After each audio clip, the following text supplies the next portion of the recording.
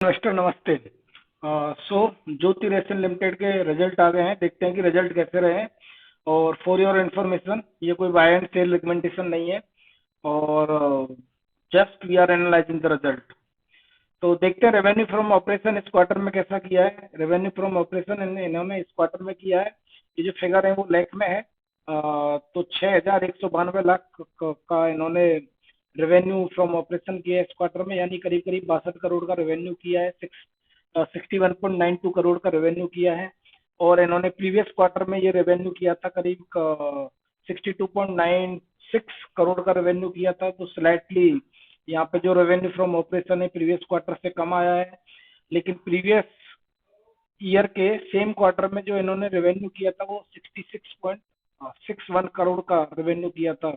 तो यहाँ पर रेवेन्यू फ्रॉम ऑपरेशन एक डिक्रीमेंट है ईयर ऑन ईयर बेसिस पे भी और क्यू ऑन बेसिस पे भी। अब चाहे टोटल इनकम की बात कर लें, टोटल इनकम इन्होंने 63.17 करोड़ की है इस क्वार्टर में, जो कि प्रीवियस क्वार्टर में इनकी जो इनकम थी वो थी 63.77 करोड़ की। और सेम ईयर प्रीवियस ईयर के सेम क्वार्टर में जो इनकम थी इनकी 66.78 करोड़ की थी। तो ईयर ऑन बेसिस पर रेवेन्यू जो इन्होंने किया है वो वहां पर डिक्रीमेंट आया है, और क्वार्टर बेसिस और क्यू ऑन बेसिस पे भी डिक्रीमेंट है। ईयर ऑन ईयर बेसिस पे अच्छा खासा डिक्रीमेंट दिख रहा है रेवेन्यू फ्रॉम ऑपरेशंस में, बट क्यू ऑन बेसिस पे स्लाइटली डिक्रीमेंट है। अब यदि हम इनके कॉस्ट की बात करें, तो क्योंकि रेवेन्यू यहाँ पे कम हुआ तो जाहिर सी बात है कहीं ना कहीं क्या इन्होंने कॉस्ट को कंट्रोल किया है कि नहीं किया है। तो टोटल एक्सपेंसेस की यानी मटेरियल टोटल एक्सपेंसेस जो इनके आए वो आए 41.66 करोड़ के इस क्वार्टर में, जो कि प्रीवियस क्वार्टर में ये थे 41.83 करोड़ के।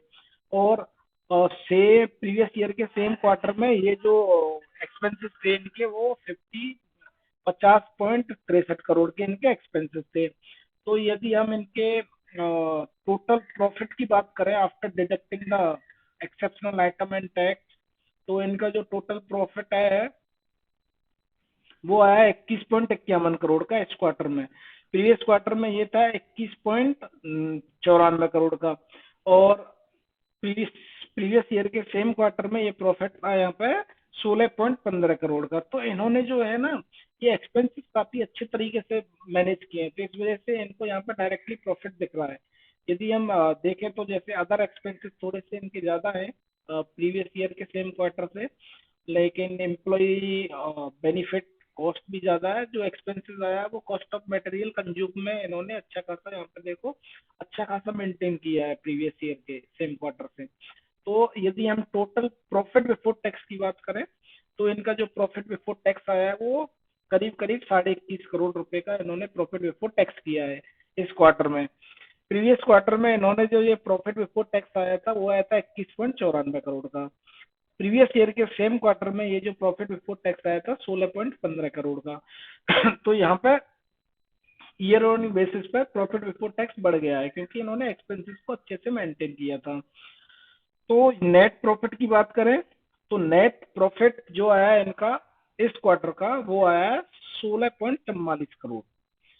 और प्रीवियस क्वार्टर में ये नंबर था 16.18 करोड़।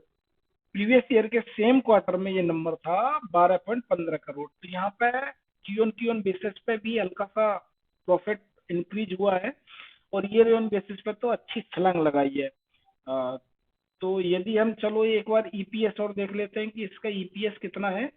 तो ईपीएस मतलब अर्निंग पर शेयर, एक शेयर की वैल्यू पे मतलब एक शेयर पे इन्होंने कितना पैसा कमाया है। तो अर्निंग पर शेयर की बात करें तो इस क्वार्टर इन्होंने 13.70 पैसे मतलब 13 रुपये 70 पैसा का इन्होंने अर्निंग पर शेयर किया है।